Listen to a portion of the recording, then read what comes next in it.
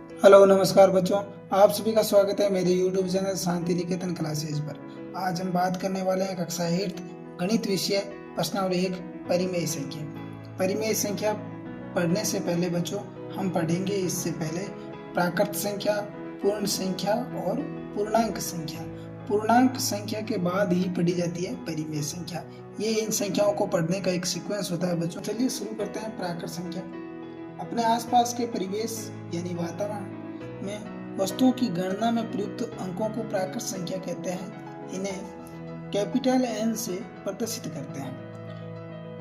तो हमारे आसपास में कोई बुक्स की संख्या या कोई बच्चों की संख्या या कोई घरों की संख्या या कोई जानवरों की संख्या हम जब गिनना शुरू करते हैं तो जाहिर सी बात है कि बच्चों के हम 1 से शुरू करते हैं। तो जो प्राकृतिक संख्या होती है वो 1 से शुरू होती है। इन्हें इसलिए हम इनको प्राकृतिक संख्या कहते हैं। तो सबसे छोटी प्राकृतिक संख्या 1 है। तो हम अपनी गिनती में कभी माइनस की संख्या का काम नहीं लेते हैं, कभी पॉइंट की संख्या को काम नहीं लेते हैं और ना ही कभी हम 0 से गिनना शुरू करते हैं। तो इस प्राकृत संख्या में 3 शर्तें हो जाएगी बच्चों कि हम पॉइंट की संख्या को प्राकृत नहीं कहेंगे, माइनस की संख्या को हम प्राकृत नहीं कहेंगे और 0 को हम प्राकृत नहीं कहेंगे। उसके बाद बच्चों पूर्ण संख्या। पूर्ण संख्या क्या है? प्राकृत संख्या। ये जो प्राकृत संख्या है इनमें अगर मैं 0 लगा दूं तो ये पूर्ण संख्या कहलाएगी। देखो, प्राकृत संख्या में शून्य को सम्मिलित कर लिया जाए तो वह पूर्ण संख्या कहलाती है। इन्हें कैपिटल W से प्रदर्शित करते हैं, जैसे W 0 1 2 3। बस यहाँ 3 शर्तें थी कि हम 0 को प्राकृत नहीं कहेंगे। यहाँ 2 शर्तें रह जाएगी कि जो पूर्ण संख्या है उसको हम पॉइंट वाली संख्या को हम पूर्ण नहीं कहेंगे और माइनस की संख्या को हम। उसके बाद देखिए बच्चों पूर्णांक संख्या क्या होती है। पूर्णांक संख्या पूर्ण संख्याओं में यानी 0 से लेके 1 2 3 4, ये देखिए 0 1 2 3 4। ऋणात्मक यानी माइनस की प्राकृत संख्या, प्राकृत संख्या यानी 1 2 3 माइनस की को सम्मिलित कर लिया जाए तो वो पूर्ण संख्या कहलाती है। इन्हें कैपिटल Z से प्रदर्शित करते हैं। अब बच्चों पूर्ण संख्या या पूर्णांक जो संख्या है उसमें प्लस की व माइनस की सभी संख्याएं साथ में 0 को भी तो हमने इंक्लूड कर लिया था पूर्ण संख्या के साथ। तो अब इसमें एक ही आपकी वो जो शर्त है वो काम करेगी कि हम पॉइंट की संख्या को हम पूर्णांक नहीं कहेंगे, बाकी सभी संख्या को हम पूर्णांक कहेंगे, चाहे वो प्लस की हो या फिर माइनस की। ठीक है, तो इसके बाद हम पढ़ेंगे परिमेय संख्या। तो परिमेय संख्या बच्चों किन्हीं 2 पूर्णांकों को, पूर्णांक माइनस के भी होते हैं प्लस के भी होते हैं, ठीक है, पूर्णांकों को प्लस या माइनस की संख्या को बट्टा के रूप में लिखना, P बटा Q के रूप में व्यक्त करना यानी लिखना, उन्हें हम परिमेय संख्या कहते हैं। हमने जो छोटी कक्षाओं में भिन्न संख्याएं पढ़ी थी बच्चों वही हमारी परिमेय संख्याएं हैं। ठीक है, लेकिन यहाँ एक शर्त दे रखी है जहाँ P और Q दोनों ही क्या पूर्णांक है। ठीक है, प्राकृत संख्या को हम पूर्णांक कह सकते हैं क्योंकि सारी प्राकृत संख्या ही 1 2 3 ये पूर्णांक में थी। पूर्ण संख्या भी पूर्णांक में थी कि 0 1 2 3 ये भी पूर्णांक में थी और माइनस की सारी संख्याएं पूर्णांक में। इसलिए मैंने यहाँ पूर्णांक शब्द दिया कि पूर्णांक जब कह दिया तो प्राकृत पूर्ण ये कुछ भी पीछे नहीं छूटी है। ठीक है, तो सीधा मैंने पूर्णांक शब्द दिया। इन संख्याओं को P बटा Q के रूप में व्यक्त करना क्या कहलाता है? परिमेय संख्या कहलाता है। लेकिन एक शर्त और है बच्चों, आप कभी भी आप 0 बटा 1 लिखिए ये आपका सही है, लेकिन आप कभी भी 1 के नीचे 0 नहीं मान सकते, ये आपका गलत है। इसे आप कभी भी परिमेय संख्या नहीं कह सकते हैं। ठीक है, इसके बाद आपकी बुक में जो है वो योग में क्रम विनिमयता और गुणन दे रखा है, प्लस आपके एक नियम और दे रखा है साहचर्य।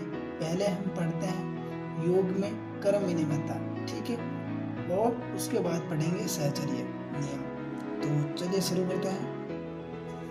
तो देखिए योग में क्रम विनिमयता, क्रम यानी इनके क्रम को आगे पीछे कर दें तो उसके आंसर में कोई फर्क नहीं पड़ेगा। गुणन में भी क्रम विनिमयता यानी गुणा में भी अगर संख्या को आगे पीछे लिख दे तो उसे कहेंगे, उसे हम उसके आंसर में कोई फर्क नहीं पड़ेगा, ऐसा मैं कह सकता हूँ। ठीक है, तो ये लिखा है a प्लस बी या b प्लस ए जोड़ दीजिए, आपके आंसर में कोई फर्क नहीं पड़ेगा, 5-5 आएगा। उसी तरीके से इनका क्रम चेंज होते, पहले मैंने a प्लस बी लिखा, फिर मैंने b प्लस ए लिखा, यानी इनके क्रम चेंज करने पर इनके आंसर में कोई फर्क नहीं पड़ा है। ठीक है ना, तो ये होता है योग व गुणन में क्रम विनिमयता। अब साहचर्य, ये संख्याएं जो 2 थी बच्चों, ये अब 2 से अधिक हो सकती है, वो 3 हो सकती है या 4 हो सकती है। आप चाहे 2 को जोड़ोगे तो भी वही बात है, आप अगर 3 संख्याओं को भी कैसे भी जोड़ लोगे तो भी जोड़ोगे ना, तो उसे आपने सहचर्य नियम कह रखा है। ठीक है, 2 संख्याओं से अधिक संख्याओं को जोड़ना या गुणा करना किसी भी साइड से सहचर्य कहलाएगा। ठीक है, तो उसे मैंने नोट कर रखा है, देखते हैं।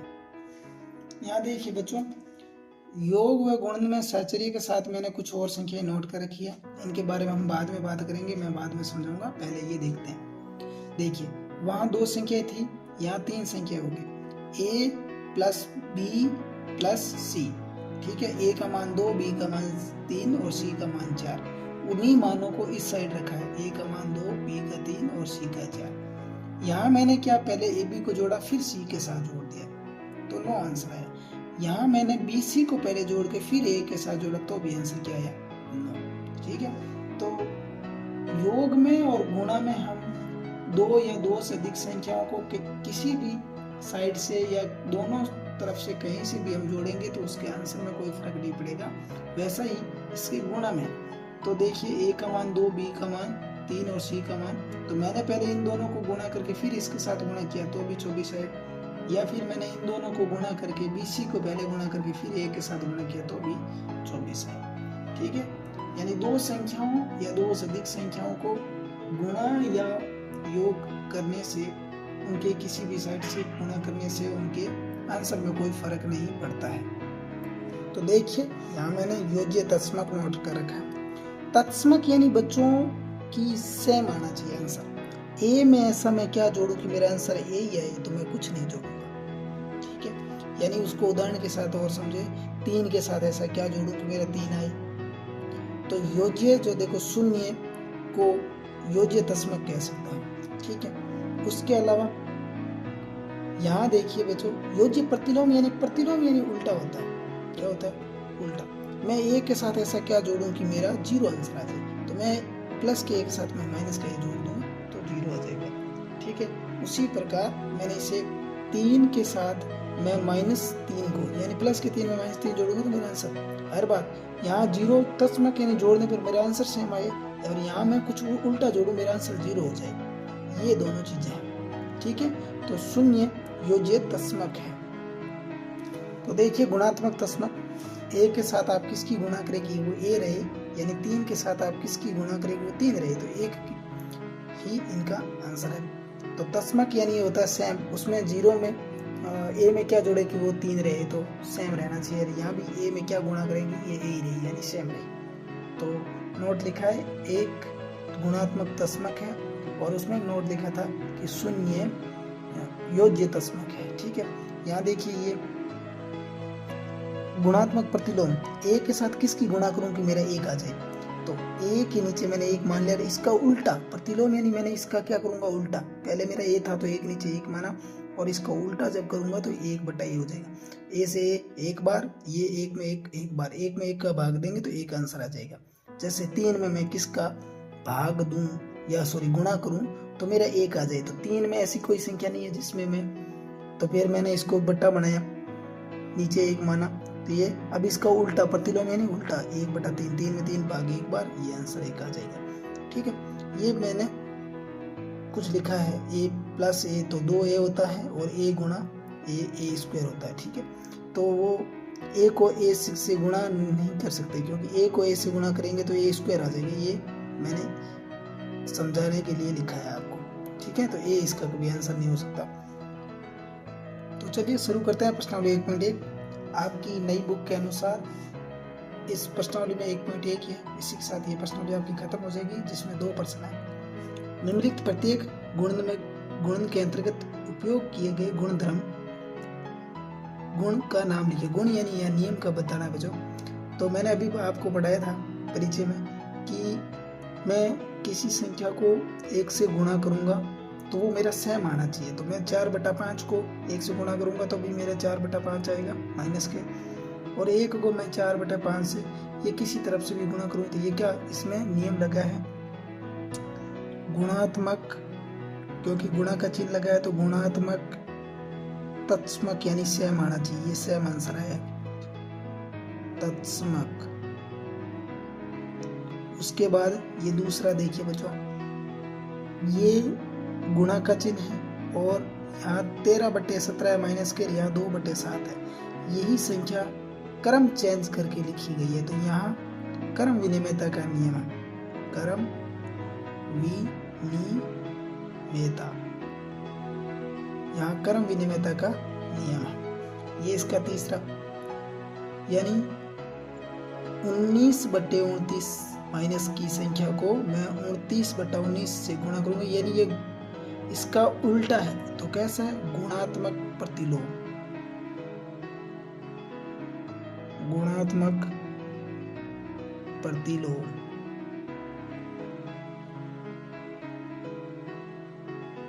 उसके अनुसार ये देखिए बच्चों दूसरा प्रश्न, बताइए कौन से गुणधर्म यानी गुण की सहायता से 1/3 यानी इसे आप a मान लीजिए बच्चों, ठीक है, इसे b मान लीजिए और इसे c मान लीजिए।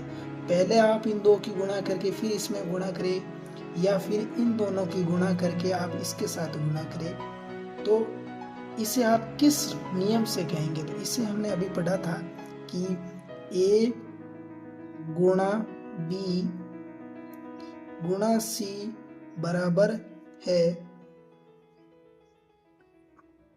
a गुणा b गुणा c, ठीक है। तो ये फॉर्मेट इस फॉर्मेट में है, ये जो है वो हमारी इधर है, ठीक है। तो इस नियम को हमने क्या कहा था? साहचर्य नियम कहा था, साहचर्यता नियम कहा था, ठीक है। तो इसी के साथ ये प्रश्न भी खत्म होती है बच्चों। धन्यवाद, मिलते हैं नेक्स्ट वीडियो में।